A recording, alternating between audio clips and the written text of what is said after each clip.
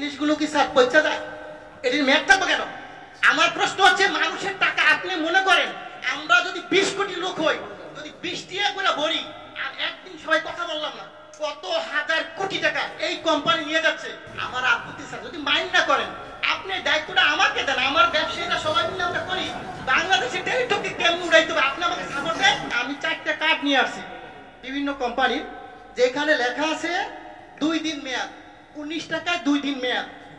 এটা হচ্ছে বাংলালিংক, এখন আছে 19 টাকায় আপনার 24 ঘন্টা মেয়াদ রবি। আর এয়ারটেল আছে 19 টাকায় 31 দিন 3 দিন মেয়াদ, আর গ্রামীণে 2 দিন মেয়াদ। আমার প্রশ্ন হচ্ছে, এই জিনিসগুলো কি স্যার পয়সা যায়? এটির মেয়াদ থাকবে কেন? আমার প্রশ্ন হচ্ছে, মানুষের টাকা আপনি মনে করেন আমরা যদি 20 কোটি লোক হই, যদি 20 টিয়া করে ভরি, আর একদিন সবাই কথা বললাম না, কত হাজার কোটি টাকা এই কোম্পানি নিয়ে যাচ্ছে, সিস্টেমের মাধ্যমে নিয়ে যাচ্ছে। এর আগে আমি বলেছিলাম, একটা নিউজে দেখাইছে 17 মিলিয়ন ভিউ হয়েছে। অধিক থেকে উচিত ছিল এই সিস্টেমটাকে বাংলাদেশে বন্ধ করে দেওয়া। আমি বারবার বলেছি, গরিব মানুষ ভিক্ষা করে, সে 20 টাকা ভরে। আপনি হয়তো জানেন না, আজকে বললাম সে তার মা মারা গেছে, বাপ মারা গেছে, সে কথা বললো না, মানে আমার টাকা চলে যাবে। ওয়াই কেন? এই গ্রামীণ ফোন কোম্পানি বা অন্য কোনো কোম্পানি এরা কারা?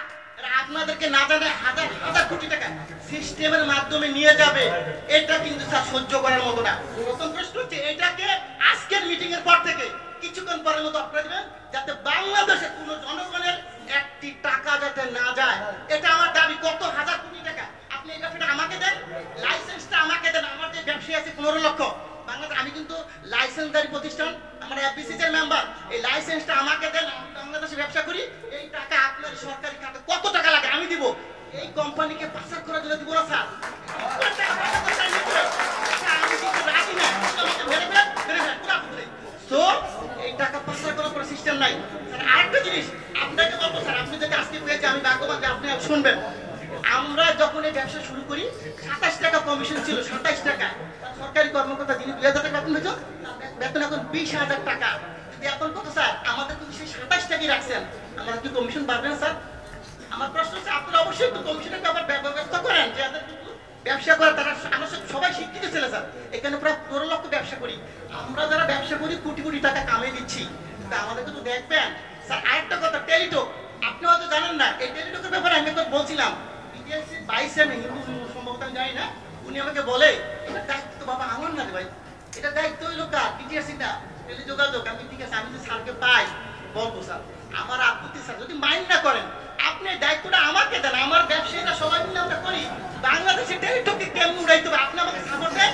আমি বলবো কোন দোকানদার আমাদের দোকান থেকে টেলিটকের সিম কেনার পরও রিসার্চ করতে হবে, টেলিটক উন্নয়ন কেন্দ্র করতে হয় স্যার। আপনি যদি কোন ধরনের সিস্টেম থাকে আপনি বলেন, যেগুলো এমনি সহযোগিতা করে আমি করতে বাধ্য আপনাকে। আপনি যেভাবে চান টেলিটক অবশ্যই উন্নয়ন হবে। টেলিটককে গ্যাফরাইকে, আমাদের দেশি প্রতিষ্ঠানকে গ্যাফরাইকে অন্য কোম্পানিকে ঘুরে দিব, আর এটা টাকা পাচারটা নিয়ে যাবে স্যার। এটা মেনে নেওয়ার মতো না। এটা অবশ্যই আমি চাবো, আমি আর কথা বলতাম স্যার, কিন্তু আজকে বললাম না। এই বিষয়টা আমি চাই যে আপনি টেলিটক উন্নয়ন করেন, দেশের টাকা দেশে থাকুক। আর এই যে গ্রামীণ কোম্পানি, অন্যান্য কোম্পানি মিনিট যে সিস্টেমটা নিয়ে যাচ্ছে, এটা স্যার বন্ধ করেন আজকে দেখি স্যার।